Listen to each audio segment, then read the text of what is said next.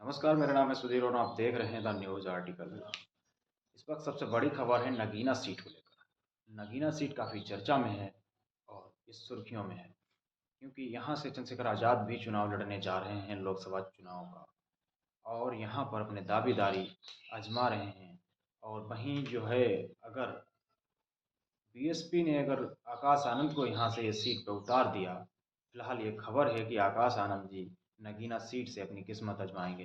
लेकिन देखने वाली ये बात होगी कि बहुजन समाज पार्टी अगर यहाँ से आकाश आनंद जी को उतारती है तो मुकाबला चंद्रशेखर आज़ाद और आकाश आनंद जी का आमने सामने का पड़ जाएगा।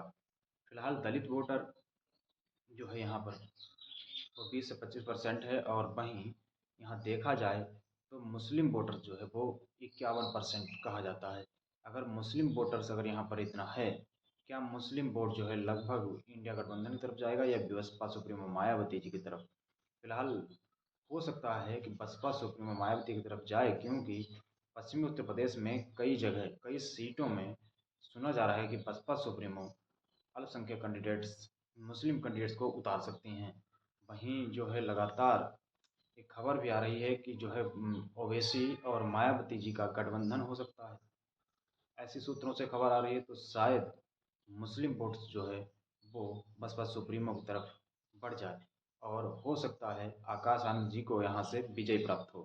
वहीं जो है अगर ये सीट कांग्रेस के खाते में जाती है तो कांग्रेस अपना दावेदार यहाँ से जो है मल्लिका अर्जुन खड़गे जी को बना सकती है।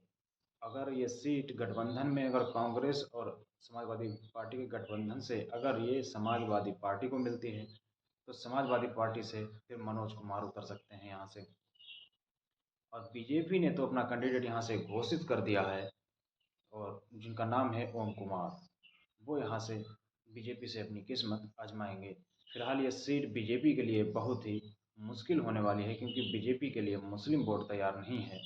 और वहीं लगातार जो है सबसे ज़्यादा चर्चा आकाश आनंद जी की है, क्योंकि आकाश आनंद जी बसपा सुप्रीमो मायावती यहाँ से पहले से भी चुनाव लड़ती रही हैं और उनका जो एक मुश्त वोट है वो उनके पास है अभी। और वो लगातार इस चीज़ पर जो है संघर्ष जारी है। आकाश आनंद हरियाणा में लगा अभी जो है अपनी यात्रा निकाल रहे हैं। और वहीं जो है आकाश आनंद जी अगर नगीना से ये अपना किस्मत आजमाते हैं तो फिर यकीन मानिए कि 90% लोग आकाश आनंद जी की तरफ हो जाएं, क्योंकि दलित तो बहन कुमारी मायावती के साथ हमेशा रहता है और मुस्लिम वोट भी बहन जी के साथ रहता है। तो अगर यहाँ से अगर ठीक मात्रा में अगर मुस्लिम वोट मायावती जी को कर देता है तो यकीन मानिए फिर बसपा सुप्रीमो मायावती जी की पार्टी को ये सीट इनकी क्लियर हो जाएगी, क्योंकि आकाश आनंद जी युवा हैं और उनकी उम्र मात्र 28 वर्ष अभी हुई है। वो चमकते हुए नेता हैं और उनके साथ भी लाखों की भीड़ रहती है। वहीं चंद्रशेखर आज़ाद भी चमकते हुए युवा हैं और वो भी उनके पीछे भी लोगों का जन समर्थन तो है, लेकिन अभी उनके साथ वोट बैंक नहीं दिखता है।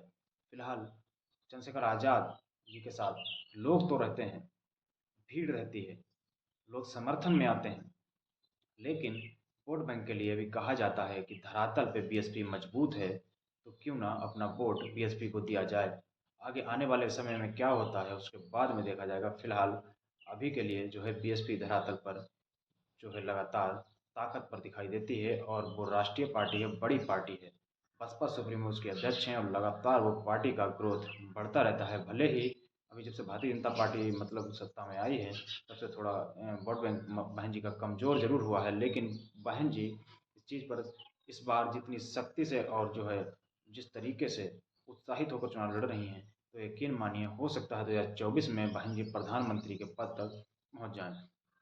फिलहाल लोगों का ये कहना है कि जो बसपा सुप्रीमो मायावती जी ने उत्तर प्रदेश में जितने अच्छे तरीके से काम किए, कॉलेज और यूनिवर्सिटी, अस्पताल, रोजगार, जिस तरीके से बहन जी ने काम किया वो सराहनीय है। और बहन कुमारी मायावती जैसा कोई मुख्यमंत्री अभी तक नहीं बना, ये लोगों का कहना है। और उनके शासनकाल में किसी पीड़ित को कोई दिक्कत नहीं होती थी, कोई कार्य में बाधा नहीं पहुंचती थी और लगातार आसानी से उनके काम होते और स्वास्थ्य व्यवस्था भी ठीक थी। शिक्षा के लिए उन्होंने बहुत कार्य किए और रास्ते भी बनवाए तमाम मुद्दे पर उन्होंने काम किया जो लोगों के हित के लिए मुद्दे हैं।